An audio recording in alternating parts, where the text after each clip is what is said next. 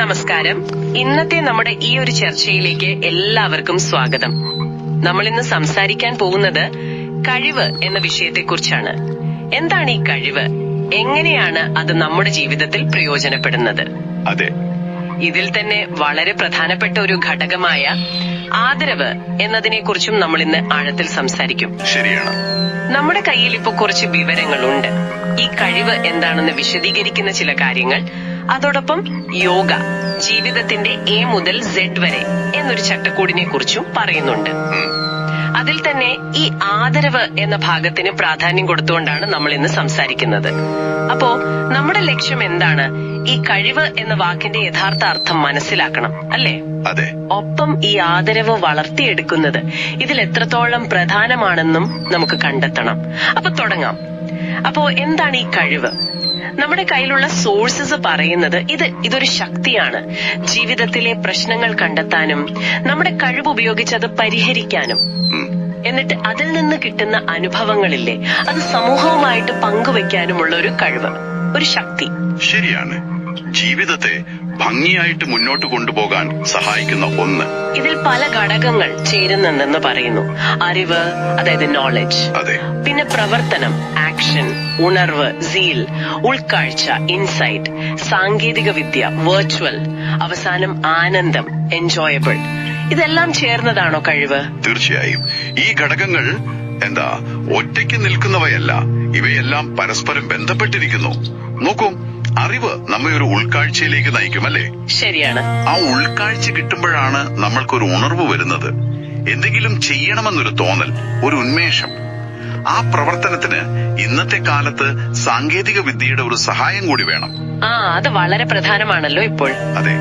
ഇതെല്ലാം കൂടി യോജിപ്പിച്ച് നമ്മൾ ചെയ്യുന്ന കാര്യങ്ങൾ സ്വയം ആസ്വദിക്കാനും മറ്റുള്ളവർക്ക് പ്രയോജനപ്പെടുന്ന രീതിയിൽ ചെയ്യാനും കഴിയുമ്പോഴാണ് അതാണ് കഴിവ് എന്ന് നമ്മൾ പറയുന്നത്. ചുരുക്കി പറഞ്ഞാൽ, ഒരു പ്രശ്നം തിരിച്ചറിയുക, അതിനൊരു പരിഹാരം കണ്ടെത്തുക, അത് സമൂഹത്തിൽ എന്ത് മാറ്റം വരുത്തും എന്നുകൂടി മനസ്സിലാക്കുക. അതാണല്ലേ ഇതിന്റെ കാതൽ. അതെ, അത് തന്നെ. ഈ കഴിവെങ്ങനെ വളർത്തിയെടുക്കാം എന്നതിനെ കുറിച്ച് പറയുമ്പോഴാണ് നമ്മുടെ സ്രോതസ്സുകളിൽ യോഗ ജീവിതത്തിന്റെ എ മുതൽ സെഡ് വരെ എന്നൊരു ചട്ടക്കൂടിനെ പറ്റി പറയുന്നത്, അല്ലേ? അതിൽ എ മുതൽ സെഡ് വരെയുള്ള 26 തത്വങ്ങൾ, പിന്നെ ഭക്തിയോഗം, കർമ്മയോഗം, ജ്ഞാനയോഗം, രാജയോഗം, ഈ 4 യോഗമാർഗങ്ങളും, അങ്ങനെ ആകെ 30 ഘടകങ്ങൾ. ഇത് കേൾക്കുമ്പോൾ യോഗ എന്ന് പറഞ്ഞാൽ വെറും ശാരീരിക വ്യായാമം മാത്രമല്ല, ഇതൊരു സമ്പൂർണ്ണ ജീവിത രീതിയാണെന്ന് തോന്നുന്നു. തീർച്ചയായും. ഇത് ഒരു വ്യക്തിയുടെ സമഗ്രമായ വളർച്ചയാണ് ലക്ഷ്യമിടുന്നത്. അതായത് മാനസികവും ശാരീരികവുമായ ആരോഗ്യം. ഓക്കേ. പിന്നെ ചിന്തിക്കാനുള്ള കഴിവ്, നല്ല ബന്ധങ്ങൾ നിലനിർത്താനുള്ള കഴിവ്, തൊഴിൽപരമായ കഴിവുകൾ, എന്തിനേറെ സമ്പത്തുണ്ടാക്കാനും അത് ശരിയായ രീതിയിൽ ഉപയോഗിക്കാനുമുള്ള കഴിവ് വരെ ഇതിൽപ്പെടും. കൊള്ളാം. ഈ 30 ഘടകങ്ങളിൽ 6 എന്ന അക്ഷരം, അതാണ് റെസ്പെക്ട് അഥവാ ആദരവ്. അതാണ് നമ്മുടെ ഇന്നത്തെ പ്രധാന വിഷയം. അതെ. കഴിവ് പൂർണ്ണമാകണമെങ്കിൽ ഈ ആദരവ് എന്ന ഘടകം കൂടിയേ തീരൂ. അത് വളരെ പ്രധാനപ്പെട്ടതാണ്. അപ്പോ എന്തായ ശരിക്കും ഈ ആദരവ്? നമ്മുടെ സോഴ്സസ് പറയുന്നത് ഇത് വെറുതെ നമ്മൾ കാണിക്കുന്ന ഒരു മര്യാദയല്ല, അല്ലെങ്കിൽ ഒരു ഉപചാരമല്ല, ഇതൊരു ബോധപൂർവമായ പ്രവൃത്തിയാണ് എന്നാണ്. ശരിയല്ലേ? വളരെ ശരിയാണ്. ബോധപൂർവം ചെയ്യേണ്ട ഒന്നാണ്. ഓരോ വ്യക്തിക്കും അവരുടേതായ അന്തസ്സുണ്ട്, മൂല്യമുണ്ട്, അവകാശങ്ങളുണ്ട്. ഇതിനെയെല്ലാം നമ്മൾ തിരിച്ചറിഞ്ഞ് അംഗീകരിക്കുന്നതിനെയാണ് ആദരവ് എന്ന് പറയുന്നത്. ഒരു പഴഞ്ചൊല്ലുണ്ടല്ലോ, വിതയ്ക്കുന്നത് കൊയ്യും എന്ന്. ഒരു പക്ഷേ നമ്മൾ കൊടുക്കുന്ന ആദരവ് നമുക്ക് തിരിച്ചു കിട്ടുന്ന സമാധാനമാണോ? അതെ, അങ്ങനെയും പറയാം. ഇതിനെ കുറിച്ചുകൂടി വിശാലമായി കണ്ടാൽ നല്ല ബന്ധങ്ങൾക്കും സമൂഹത്തിൽ ഒരു ഐക്യമുണ്ടാകുന്നതിനും അടിത്തറയിടുന്നത് ഈ ആദരവാണ്. ശരിയാണ്. നമ്മൾ മറ്റുള്ളവരോട് സഹാനുഭൂതിയോടെ, നീതിയോടെ, കരുണയോടെയൊക്കെ പെരുമാറുമ്പോൾ, അവരുടെ വ്യത്യാസങ്ങളെയും നമ്മളോടുള്ള സാമ്യങ്ങളെയും ഒരുപോലെ അംഗീകരിക്കുമ്പോൾ അവിടെ സ്വാഭാവികമായി ഒരു പരസ്പര ധാരണ വളരുകയാണ്, ഒരു ഐക്യമുണ്ടാവുകയാണ്. ഇത് വെറുതെ ഉണ്ടാവുന്നതല്ല, നമ്മൾ ബോധപൂർവം ചെയ്യേണ്ടതാണെന്ന് പറഞ്ഞു. അതെ, തീർച്ചയായും. ഈ റെസ്പെക്ട് എന്ന ഇംഗ്ലീഷ് വാക്കിലെ ഓരോ അക്ഷരത്തിനും നമ്മുടെ സ്രോതസ്സുകൾ ഓരോ അർത്ഥം കൊടുക്കുന്നുണ്ട്. അതൊരു വഴികാട്ടി പോലെയാണ്, അല്ലേ? അതെ. R എന്നത് റെക്കഗ്നിഷൻ, അതായത് അംഗീകാരം. മറ്റൊരാളുടെ ഗുണങ്ങളെ, അവരുടെ കാഴ്ചപ്പാടുകളെ അംഗീകരിക്കുക. E എന്നാൽ എംപത്തി, സഹാനുഭൂതി. മറ്റുള്ളവരുടെ വികാരങ്ങൾ ശരിക്കും മനസ്സിലാക്കാൻ ശ്രമിക്കുക. ഇത് വളരെ പ്രധാനമാണ്. S എന്നത് സപ്പോർട്ട്, പിന്തുണ. ആവശ്യമുള്ളപ്പോൾ മറ്റൊരാൾക്കൊരു സഹായം, ഒരു പ്രോത്സാഹനം നൽകുന്നത്. P എന്നത് പേഷ്യൻസ്, ക്ഷമ. വ്യത്യസ്ത അഭിപ്രായങ്ങളോടുള്ള സഹിഷ്ണുത. ക്ഷമ വേണം. ഈ വീണ്ടും വരുന്നു, ഈക്വാലിറ്റി, സമത്വം. എല്ലാവരെയും തുല്യരായി കാണുക, പശ്ചാത്തലം നോക്കാതെ. ശരിയാണ്. സി എന്നാൽ കമ്പാഷൻ, കരുണ. ദയയോടെ പെരുമാറുക.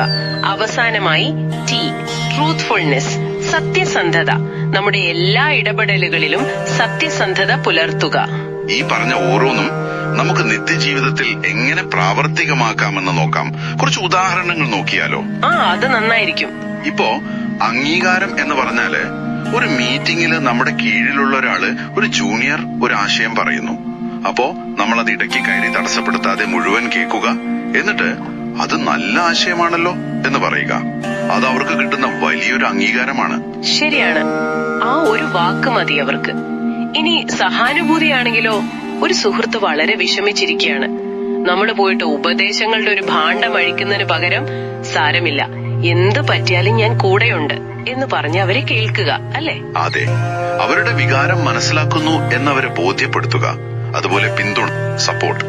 നമ്മുടെ അയൽപ്പക്കത്ത് ഒറ്റയ്ക്ക് താമസിക്കുന്ന ഒരാളുണ്ട്. നമ്മൾ അവരോട് എന്തെങ്കിലും സഹായം വേണോ എന്ന് ചോദിക്കുക. ചിലപ്പോ അവർക്ക് കടയിൽ പോകാൻ ബുദ്ധിമുട്ടുണ്ടാവും. സാധനങ്ങൾ വാങ്ങിക്കൊടുക്കുന്നത് ഒരു പിന്തുണയാണ്. വളരെ ചെറിയ കാര്യമാണെങ്കിലും അതൊരു വലിയ സഹായമാകും അവർക്ക്. ഇനി ക്ഷമ.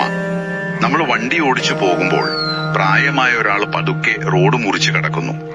നമ്മൾ ഹോണടിച്ച് ബഹളം വെക്കാതെ അവർക്ക് കടന്നുപോകാൻ ക്ഷമയോടെ കാത്തു നിൽക്കുന്നത്, അതും ആദരവാണ്. അത് നമ്മൾ പലപ്പോഴും മറന്നു പോകുന്ന ഒരു കാര്യമാണ്. പിന്നെ സമത്വം, ഈക്വാലിറ്റി.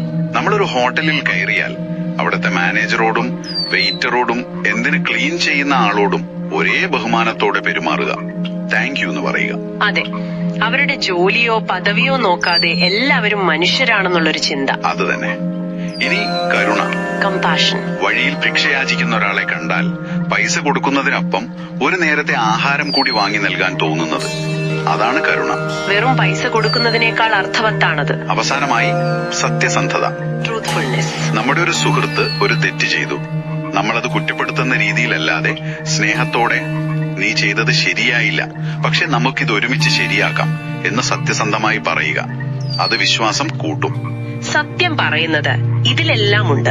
കൃത്യമായി ഉറവിടത്തിൽ പറയുന്ന ആ വാചകം വളരെ അർത്ഥവത്താണ്.